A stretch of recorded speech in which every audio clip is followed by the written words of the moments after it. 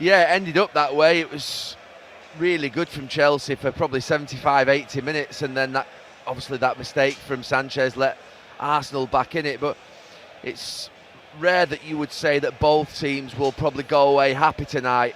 I think Chelsea happy that they've put in a really good performance and they've shown sort of like a blueprint of what maybe the future could look like. They've still got a problem up front. They haven't got a striker. And I still think they've got a problem potentially, obviously, with Thiago Silva's age. He's so important for them, but he's 39, as you pointed out to me in commentary, not 40. And then the goalkeeper, the question is to whether the goalkeeper can step up to be a top goalkeeper. But you can see that midfield, you can see in wide areas, they're bright. The full-backs, I thought Cucurella and Gusto did well today, and they're the second full-backs, by the way. So there was something like a real performance today. Structurally, defensively, they were fantastic. I thought the way in which they went from 4-4-2 defensively, and then they had that sort of split wide players, what Brighton do with, then they had Gallagher and Palmer coming back into sort of number 10 positions.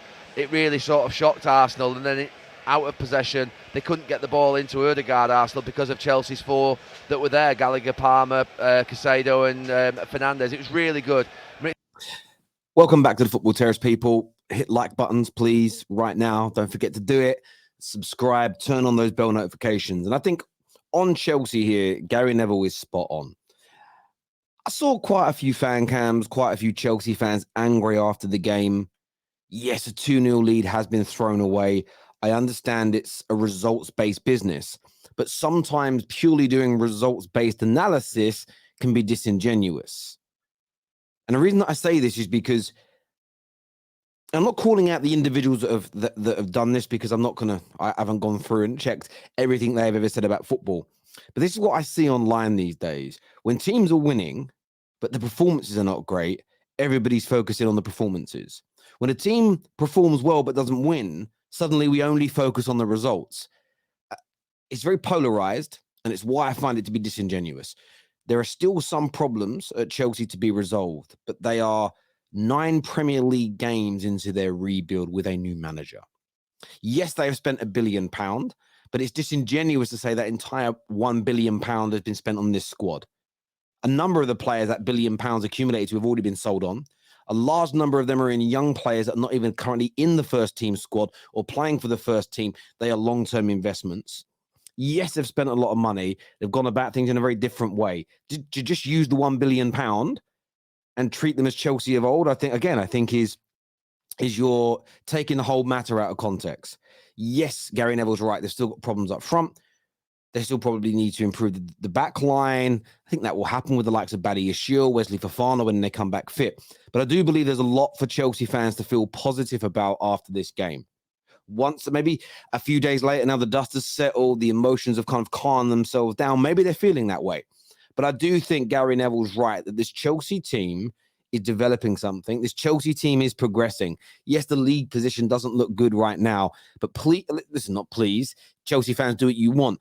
My advice to you is ignore the banter, ignore the current league position and focus on the performances, because that is where consistency will be derived from. That is where progression will develop from. You're very much in sort of the embryotic stage of your development under Poch. But if I'm telling you, if people are ignoring, if people can't see what Chelsea are doing here, you either don't understand football or you're deluding yourself. Pochettino is a top coach. I think he'll enjoy developing these players. There's improvements in some of them. You can see it out there. Mudryk in particular, I think, will be happier out of today. So I'm sure he's giving them a very positive message in that dressing room right now, and probably reminding them that, concentration, making mistakes. Gusto's just switched up at the back post on the cross from Saka for Trossard's goal, and then obviously the goalkeeper. So mistakes like that can cost you, but they were the better team out there today, and Arsenal have had to work hard. And he's right, and there are things to criticise, and they should be criticised.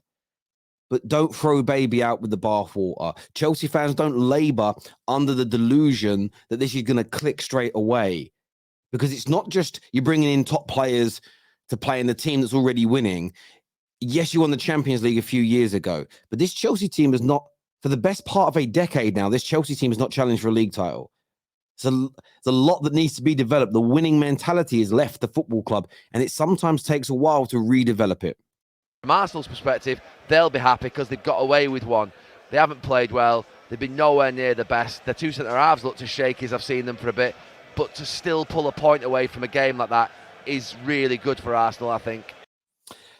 And I agree with what he said here. I understand because you focus on performances. So I'm not going to become a hypocrite here and say, well, Arsenal fans shouldn't focus on performances and Chelsea fans should, of course. Do I think Arsenal's performances this season have been awful, like some gooners are suggesting, like a lot of rivals are suggesting? No, I don't think they have performed to the same level as last season, but I believe they're going to get there. They're up near the top of the league. They did get away with one. And it's something that, again, up until now, 2023, when the team has been as consistent as Arsenal have been for the last 18 months or so, getting away with one, away from home, against a big club who are improving, who have lots of talented players, it's not the end of the world. I think what's happened is that people went into this game, Lee Gunner's a prime example, brush Chelsea aside, they're dead, they're done, they're finished. This notion, Igal said it on the tech. Now, he's now claiming he said it wasn't easy, but suggesting Chelsea beating Arsenal would be a bigger shock than bottom of the league Sheffield United beating Manchester United. How I'm reading that and what that implies to me is this is a walk in the park. And I think when you have that, if you believe and look at Chelsea in that way, we are superior, you can't do anything to us.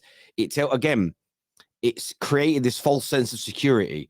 Arsenal are still a top team. Arsenal will perform much better. But the reason that Arsenal were not very good, in my personal opinion, and Gary Neville touched on it, was nothing. Partly, there's some individuals at Arsenal that weren't on point. But Gusto and Cucurella just had outstanding games and stopped Martinelli and Saka. The way the midfield was structured and how well individuals performed within it stopped the ball from being able to get to Odegaard in dangerous areas. To a man, they played fantastically, but the system was outstanding today. On Saturday for Chelsea, they nullified Arsenal. And I think sometimes as fans, I'll give you an example. When your goalkeeper pulls off a world-class save, you go, "Wow, what a save!" Do you know what the opponents often do? Is go, "Should have scored that." Rasmus Højlund had a chance against Sheffield United on Saturday. The save was out of this world. I can't believe he made it. Man United fans, like me, said should have scored. Sheffield United fans celebrated the save because they were, "Wow, I can't believe he just pulled that off." Beauty's in the eye of the beholder. It's all within the same ballpark. Arsenal fans are not happy with the performance, but too many are ignoring the fact that Chelsea are a good team and they had an astoundingly good day. I want to go on to this next topic here that's now starting to trend as well. Excuse me. Keep it in the like buttons and sharing this as well. I think in the first half against Man City at the Emirates, there was a nervousness around the whole stadium when the ball comes back to him. From the fact that there is pressure on him because he has replaced someone who is popular, and Arteta didn't need to make that move, so everyone's adding scrutiny to it. Yeah, absolutely, because when he said, obviously, David Raya came and he's got two number ones, which it very rarely have. You knew full well that David Raya was going to be his number one. Aaron Ramsdale hadn't made a mistake. He hadn't done anything wrong. So then that puts the pressure. I think Everton was the first game away, wasn't it? And he kept a clean sheet. Didn't have a save to make. Yeah, exactly, yeah. But you do put the goalkeeper under miles more pressure. And I'm just looking at Mikel Arteta, and it'd be interesting to see what he does, because he's, as I said before, he said he's going to treat the goalkeeper the same as outfield players. And the last two games, David Raya has been poor. Interesting there. What do you guys make of it? Because I never felt what Arsenal was wrong by bringing in David Raya.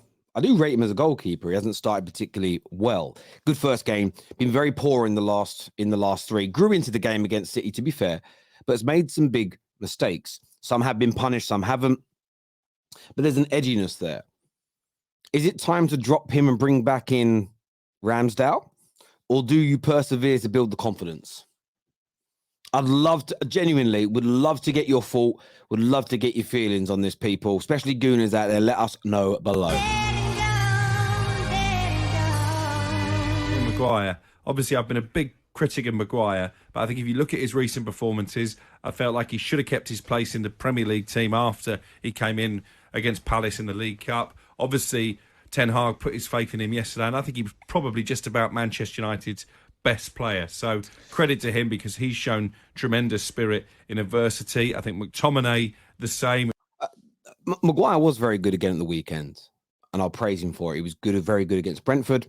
very good in the League Cup. But the revisionism, not so much here from TalkSport, but in general, has been horrendous. The way in which the mainstream media still thinks they can manipulate statistics and lie to our faces is unbelievable. Sky Sports put out a tweet where the tag of this tweet was "Stats don't lie." And stats absolutely do lie when it comes to this graphic, that United win 93% of their games since October 22nd with Maguire, versus we only win 54% without him. The problem is with these statistics is, first of all, you're comparing 15 games to 42. So almost 3 times as many matches.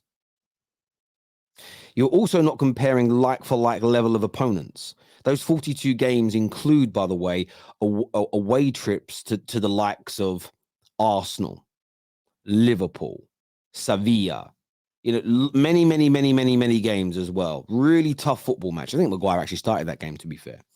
But more games and much tougher games in that period as well. It's also interesting that they've used October 22nd. That was when Maguire returned from a hamstring injury. But why didn't they start the stat from the beginning of last season when Ten Hag came in? And that's because in those opening 4 or 5 games, Man United lost 3 of them. That would mess the statistics up massively if you use 18 games and you put 3 more defeats into that. Because it's a small body of work, the percentage would drop down quite significantly. Also, when you look at those 15 games and you look at the teams that he's played against, and to read these out, Sheffield United and Brentford are part of that, and Crystal Palace so far this season. But you go back to last year, the only top team or team in the top half that those games were against was Fulham, and that was on the final game of the season. The other games that he started in that 15-game period were Nottingham Forest, Everton, Leeds, Bournemouth, West Ham, and Nottingham Forest again. All teams that were in and around relegation for large parts of last season and all got relegated. So it's completely disingenuous what the media is doing here. It's manipulating when it's starting its statistics from to create a higher percentage. They are ignoring the context of who United played in those 15 games versus those 42. And you're looking at a breakdown of 15 games versus 42 anyway. So 3 pieces of manipulation to create an agenda that Man United are better with Maguire than not. And I told you all 2 months ago this was coming. Maguire deserves to be praised when he plays well. But when I heard Adrian Durham on TalkSport say that Ten Hag ruined Maguire's Man United career, since Ten Hag arrived, Maguire went backwards, was always a lie. Because he'd been playing badly for about 18 months to 2 years prior to Ten Hag arriving. The revisionism is crazy. I've seen people do it with McTominay recently. Yes, he scored some goals. I'm happy. But this is, I've heard pundits, professionals say, when's he going to be given a proper chance at Man United? The guy's played over 200 games. He's moving towards his late 20s in age. This is not an 18-year-old kid who's been begging for a start for the past 18 months. This is someone who's been established in the Man United first team now for the best part of a decade. To suggest that he has not been given a chance, the fact that we had a name for him and his old partner is in McFred, to suggest he hasn't been given a chance is nothing short of a lie. And I'm not buying into the revisionism. Maguire played well recently, deserves credit. By the way, he also has one of the most amazing agents in the world. He must have pure connections at these media outlets, because the way they stand up for this guy, the way they move for him, I ain't never seen anything like it. Trust me. It's like he's their son. It's like he's their kid. Honestly, it's unbelievable. But I'd love to know what you think. I'd love to know what you all feel. Leave us your comments below. Please make sure you're subscribing to the Terrace as well. And we'll see you all in a bit.